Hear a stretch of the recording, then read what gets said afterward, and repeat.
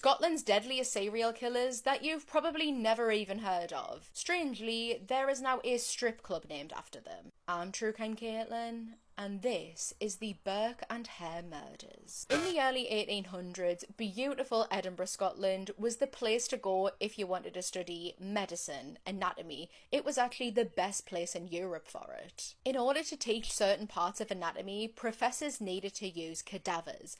A cadaver is a dead body which is used for the purposes of education, science, or medical practice. And these were actually quite difficult to get a hold of. Legally, only the body of prisoners, people who had taken their own lives, and orphans could be used for these practices. This meant that there was actually a shortage of cadavers, and professors were absolutely crying out for them.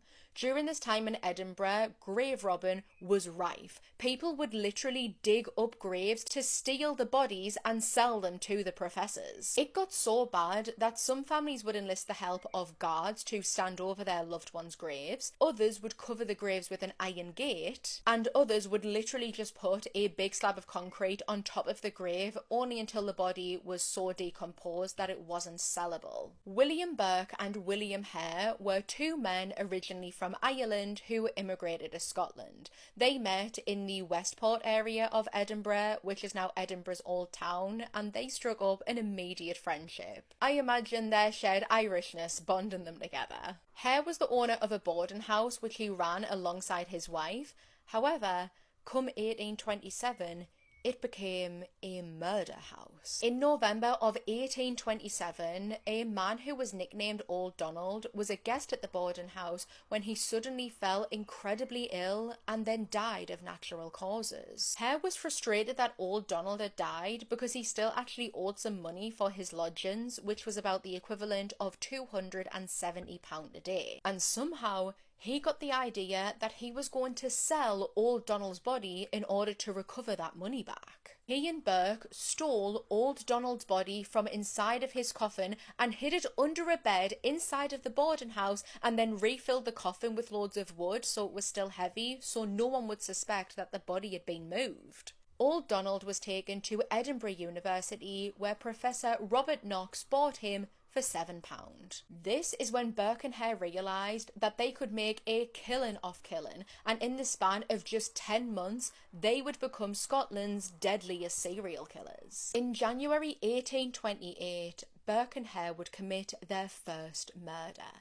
A mill worker named James was staying at the boarding house when he started to come over feeling really unwell, and instead of trying to help him or going to get him a doctor, the men made him guzzle down whiskey until he was incapacitated, unable to defend himself, and then he was smothered. Hare would cover James's face with a pillow while Burke was leaning or pressing down on his chest so that he was unable to breathe. This would kill James, and it would become their MO. They would purposefully pick people who they thought that no one would miss. So this is vulnerable people, disabled people, sex workers, people who were travelling alone. They would be lured into the boarding house, incapacitated with whiskey, and then smothered before being sold to Professor Robert Knox for £10 a pop. They would murder at least 16 people this way and sold their bodies to Robert, who on at least one occasion made a comment about how lovely and fresh the bodies were. Apparently wasn't at all concerned or even curious as to where the bodies were coming from, because he was getting multiple per month from these men. Because they had been getting away with it for so long and no one was suspecting a thing, it was going to Burke and Hare's head. They thought that they were invincible, and so they started being more brazened.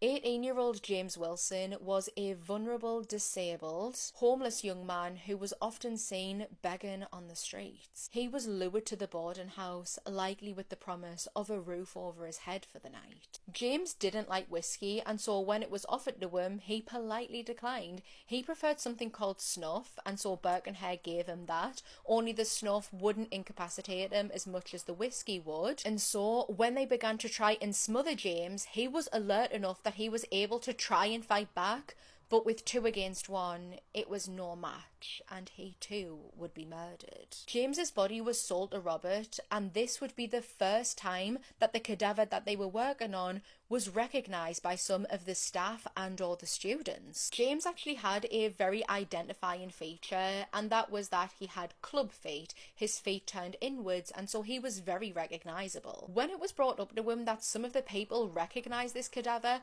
Robert completely denied it, said there was no way that they would recognise this person, and in order to try and conceal his identity, Robert would decapitate and then amputate the feet from this body. The final known victim of Burke and Hare was a woman named Margaret. She was an Irish woman, and probably when she heard the familiar Irish accents, she felt immediately comfortable with Burke and Hare. They even pretended that they were from the same part of Ireland as she was in order to lure her to the boarding house. Only on this occasion, they didn't have a spare room. Burke and Hare managed to convince a couple named Anne and James to go to another boarding house for the night.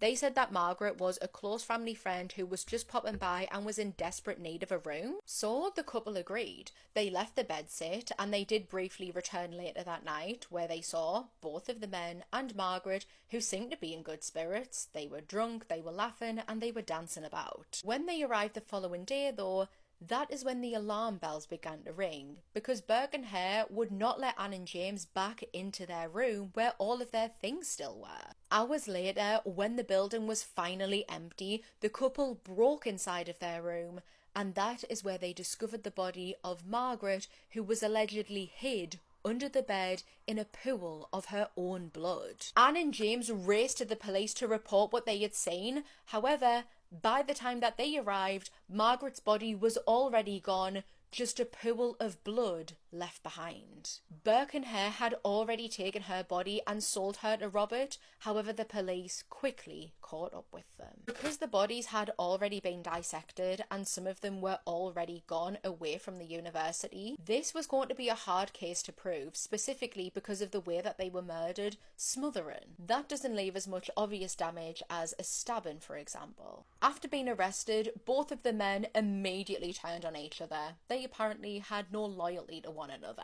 It was Hare who was actually offered immunity in exchange for a complete confession and testifying against Burke, which he absolutely jumped for. William Burke would go on to be found guilty of murder and was sentenced to death by hanging. He was executed on the 28th of January 1829 at Lawmarket, where thousands of people came to watch. Ironically, his body was donated to medical science, and his skeleton is actually still on display inside of a museum to this day. William Hare walked away from this as a free man, despite helping to murder 16 people, and we have no idea what happened to him after this. Something I discovered when researching, which actually gave us the shock of my life when I seen it, was that there is now a strip club in Edinburgh named after the serial killers. It is named Burke and Hare, and apparently it's one of the best strip clubs in Edinburgh. Comment down below and let me know, had you heard of these serial killers before?